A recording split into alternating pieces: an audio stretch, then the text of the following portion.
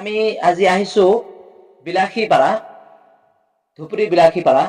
তো ইয়াতে য'ত উচ্ছেদ অভিযান চলাইছিল, তো ইয়াৰ বিষয়ে আপোনালোকক এটা মেছেজ দিবলৈ বিচাৰি আছো যে ইয়াতে যিটো হৈ আছে, যিটো আমি চাই আছো, সেইটোৰ বিষয়ে মানে কিবা এটা মেছেজ দিবলৈ বিচাৰি আছো।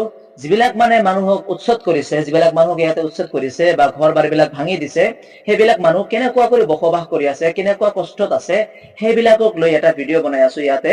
যে আগতে হয়তো আপোনালোকে সকলোৱে জানে যে আমি হয়তো এৰাবিকৰ ভিডিঅ' বনাইছো, এৰাবিক শিকাইছো, নামাজৰ ভিডিঅ' বনাইছো, কিন্তু আজি বাধ্য হৈছো এনেকুৱা এটা ভিডিঅ' বনাবলৈ।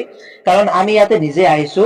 আমি আহিছো চিৰাং জিলাৰ বিজনী সমষ্টিৰ পানবাৰী থানা, তাতে এবিএমচু যে আছে, সেই এবিএমচুৰ তৰফৰ পৰা সেই এবিএমচুৱে মানে সেইবিলাক গাঁৱত 4-5 গাঁও মিলাই এটা কালেকশ্যন কৰি এটা ৰেচন লৈ অহা হৈছে ইয়াতে।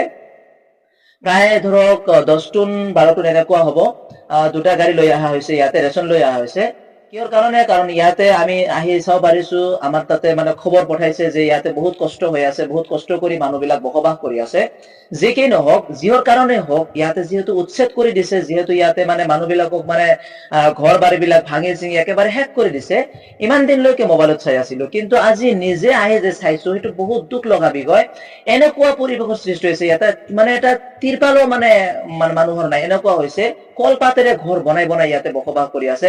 এটা কৰি পৰিয়ালত ধৰক 8 জন 7 জন 6 জন এনেকুৱা কৰি মানুহ আছে, সৰু বাচ্চা, সৰু ল'ৰা ছোৱালী আছে। সেইবিলাকক লৈ এটা টেনৰ ভিতৰত কিমান কষ্ট কৰি যে ইয়াতে বসবাস কৰি আছে, আপোনালোকে চালে একেবাৰে মানে হৃদয়ৰ পৰা কান্দন আহি যায়। এনেকুৱা মানে অৱস্থা ইয়াতে পৰিৱেশৰ সৃষ্টি হৈছে।